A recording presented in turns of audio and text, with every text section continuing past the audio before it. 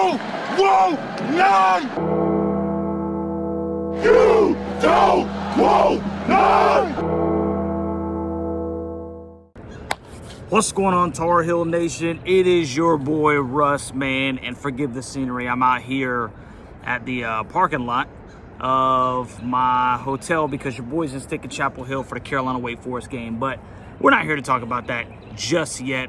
We're going to talk about the North Carolina American game. And like I said, forgive me of the setting, but we're trying to get all this done in a timely manner, and desperate times call for desperate measures. So anyway, how about them stinking Hills, bro? Not gonna lie, 43-34 going into the half. I was kind of thinking about, I'm sitting here driving up the Chapel Hill, it's 95, dark, you know, kind of heavier traffic than I anticipated. I guess it was a Friday night, but I'm sitting there trying to watch the game while stay on the road at the same time, and don't do that though. Don't do that. Don't be like me. Be better than me. And 43-34, man. I remember I was thinking, like, dude, I'm gonna have to think and make a video about, you know, how worried I am, you know, because it kind of gave me Elon type vibes where, you know, we weren't able to like put them away. And American's not a very good basketball team at all.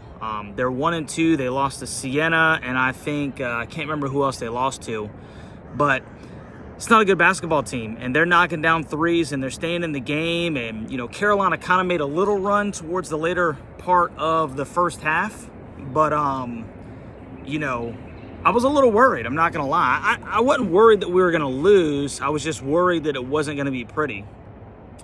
And then, you know, Elliott really did keep us in the ball game, man. He kind of took advantage of just being a better basketball player than the guy that was in front of him. He's getting to the rack. I got a couple of and ones, man, and I was really proud of the way he attacked the basket. Elliott is a hooper, dude, and I love his aggression. I love the fact that he's almost taking upon himself, especially in the absence of RJ Davis's, you know, just being able to shoot right now. He's kind of taken on a real leadership role, man, especially on the offensive end of the floor. And he played great defensively, too. He had a couple of steals that led out to fast break points in transition, man. And, you know, with a lack of a big man, that's what you need. You need guards that are going to play tough at the top. And, you know, they're going to take these guys candy. And I thought that we did a really good job of that, especially in the second half, bro. And this is going to be a shorter video because I don't have all the stats in front of me given the setting. But 64-21, bro, in the second half. That's hooping. I don't care who you are. I don't care who you're playing, dude. That is balling, and that's what good teams do to not good teams. And that is what Carolina's capability is. Now, I'm not saying that they're going to be able to drop 64.5 against the Kansas Jayhawks, you know, or, you know, teams of that nature, which I'm not saying it's impossible for them either. The point is that you can't be a not good basketball team and drop 64 on somebody in a half. And that's with the Biscuit Boys playing in the last, 3.5, 4 minutes of the game. So, you know, 107-55. And the way that they played in the second half without Captain Jack, you know, Brown was sitting out too. They said lower leg injuries. And once again, RJ Davis is still not 100% in the sense that he hasn't gotten that touchback. I think he had 13 points, if I'm not mistaken. So 107 points without your All-American guard who's still trying to, like, get back into it. Bro, that's impressive, man. That is impressive. And once, you know, I know it's American. Carolina out-rebounded them 46-23. You know, doubled them up. Those are good daggum numbers, man. Doubled them up. So they've out-rebounded all three teams that they've played this year. And we said that rebounding was going to be a key. Rebounding was going to be a potential issue. But Carolina has cleaned up on the glass, you know, for all intents and purposes. And you couple that with Elliott being extremely aggressive, you know, especially on the offensive end. And when RJ gets that thing, you know, on fire again, when he starts, you know, getting it done, bro, I'm telling you, man, this is going to be a finely tuned scoring machine. I really think so. But shout out to stinking EC, man. EC bodying people in the lane, man, getting big in the lane, finishing and one with the flex. You know, I think he had 18 points and eight assists. You know, hey, he's playing right now, first 3 games, but he's playing at an all ACC caliber, dude. All ACC caliber right now. And we need it.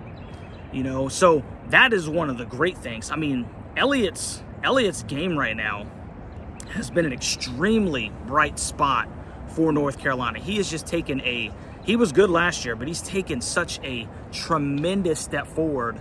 You know, it's really good to see EC hooping. Another good spot was in the second half, watching Cade, you know, knock down a couple of 3 balls. That was great, man. It was great to see. That was great to see. And that's what he needs to do. Don't worry about putting the ball on the floor. Don't worry about doing nothing else, bro. You set up on the baseline. You set up there in the corner. Let the guards dribble drive, kick it out to you, and you step into it and you knock it down, bro. That's what we need you to do. And if Cade can do that consistently, bro, this is going to be a very dangerous team.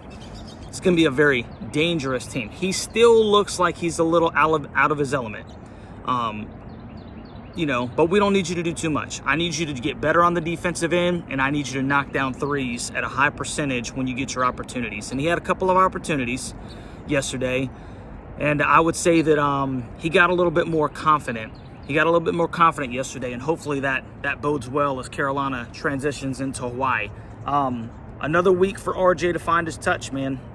I'm not concerned at this point, because I do believe that RJ is the type of guy that he's going to figure it out. And when he does, I'm telling you right now, bro, like I said, EC and RJ in the backcourt, dude, whew, that is going to be a ridiculous backcourt, dude. And Carolina's going to be stinking tough. Carolina's going to be tough. Now, look, we're only 3 games in. Carolina's 2-1. They got another week until they go out to Hawaii. I'll probably put a poll out to see who wants to stay up for that game. I'm probably gonna have to stay up for it anyway, because I just can't miss Carolina athletics whenever the opportunity presents itself. I'll just have to sleep beforehand, right? But that gave me a lot of hope moving forward. 107-55 against a really bad American team. Carolina blew it open in the second half. Like I said, man, 60 plus, and you hold them to 21. That's hooping. I don't care who you're playing. So Carolina started slow, but they finished with a daggum fury, dude. And hopefully everybody got a chance to get some biscuits this morning. We got a complimentary breakfast, so I'm going to take advantage of that, because we're already going to be spending a ton of money. I know they're free. But, you know, got all these kind of errands and stuff to run. So anyway, you let me know what you think down in the comment section, Tar Heel Nation. How good do you feel about Carolina basketball after that second half performance, man? And, you know, let me know also what you think about, you know, EC, his play. Let me know what you think about Cade Tyson, his play. Let me know what you think about RJ's play. Because that could be a concern for a lot of people. So anyway, like I said, I'm here in Chapel Hill. If you're coming to the Wake Forest Carolina game, 3:30 to 5:30 out by the Moorhead Planetarium, out by the Sundial, your boy will be up there. Look for the banner. Come say hi. And looking forward to seeing you guys. Love you, Tar Heel Nation. We'll catch you on the next one, baby.